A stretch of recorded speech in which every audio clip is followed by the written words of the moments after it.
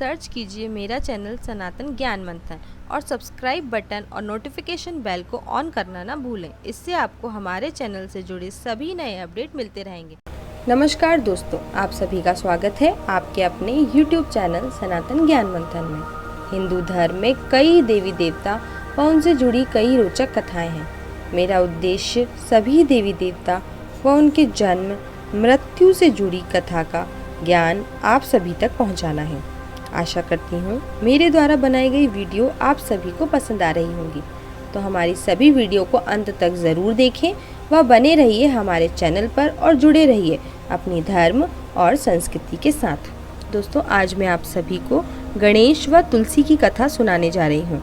क्यों दिया तुलसी ने गणेश को श्राप और किस कारण क्रुद्ध हो गए गजानन गणेश तुलसी पर, आइए जानते हैं संपूर्ण कथा विस्तार से। एक समय की बात है, नव यौवन संपन्न तुलसी देवी नारायण परायण हो तपस्या के निमित्त तीर्थों में भ्रमण करती हुई गंगा तट पर जा पहुंची। वहां उन्होंने गणेश जी को देखा, जिनकी नई यौवन जो अत्यंत सुंदर, शुद्ध और पीतांबर धारण किए हुए थे।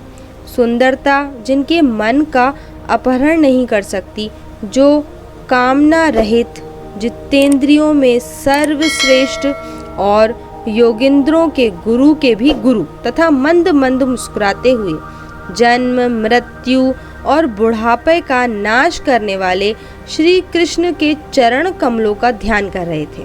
उन्हें देखते ही तुलसी का मन गणेश की ओर आकर्षित हो गया। तब तुलसी उनसे लंबोदर तथा गजमुख होने का कारण पूछकर उनका उपहास करने लगी।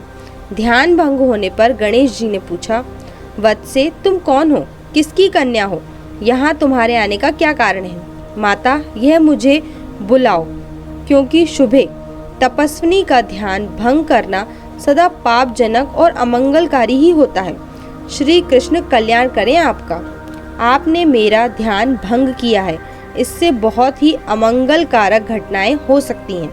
इस पर तुलसी जी ने कहा, मैं धर्मोत्मज की नव युवती कन्या हूँ और तपस्या में संलग्न हूँ। मेरी ये तपस्या पति प्राप्ति के लिए है, अतः आप मेरे स्वामी हो जाइए। तुलसी की बात सुनकर अगाध बुद्धि संपन्न गणेश जी श्री हरि का स्मरण करते हुए विदुषी तुलसी से मधुर वाणी में बोले। गणेश जी ने कहा, हे माता, विवाह करना बड़ा भयंकर होता है, अतः इस विषय में मेरी बिल्कुल भी इच्छा नहीं है, क्योंकि विवाह दुख का कारण होता है, उससे सुख कभी नहीं मिलता। यदि हरि भक्ति का व्यवधान तपस्या के नाश का कारण, मोक्ष द्वार का किबाड़ और भव बंधन की रस्सी, गर्भवास कारक, सदा तत्व ज्ञान का छेदक और संशयों का उद्गम स्थान है। इसलिए देवी, मेरी ओर से मन लौटा लो और किसी अन्य को ही अपना पति चुन लो। गणेश के ऐसे वचन सुनकर तुलसी जी को क्रोध आ गया। तब वह साध्वी गणेश को श्राप देती हुई बोली, तुम्हारा विवाह होगा। यह सुनकर गणेश ने भी तुलसी जी को श्राप दे दिया, तुम निसंदेह असुर द्वारा ग्रस्त हो जाओगी। तत्पश्चात महापुरुषों के शाप से तुम वृक्ष हो जाओगी। गणेश इतना कहकर चुप हो गए। उस श्राप को सुनकर तुलसी ने फिर से सुरश्रेष्ठ गणेश जी की स्तुति की। तब प्रसन्न होकर गणेश जी ने तुलसी से कहा, गणेश बोले, तुम पुष्पों की सारभूता हो जाओगी और कलांश से स्वयं नारायण की प्रिय बनोगी, तो सभी देवता तुमसे प्रेम करेंगे, परंतु श्री कृष्ण के लिए तुम विशेष प्रिय ही रहोगी। तुम्हारे द्वारा की गई पूजा मनुष्यों के लिए मुक्तिदायिनी होगी और मेरे लिए सर्वदा तुम त्याग ही रहोगी। तुलसी से यह कहकर गणेश जी पुनः तपस्या करने चले गए। वे श्री हरि की आराधना में बद्रीनाथ धाम की ओर निकल गए। इधर तुलसी देवी दुखित हृदय से पुष्कर में जा पहुंची और निराधार रहकर वहां दीर्घकालिक तपस्या में संलग्न हो गई। तत्पश्चात गणेश के श्राप से वह चिरकाल तक शंखचूर्ण की प्रिय पत्नी बनकर रहीं।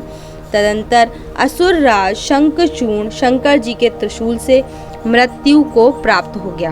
तब नारायण प्रिया तुलसी कलांश से वृक्ष भाव को प्राप्त हुई।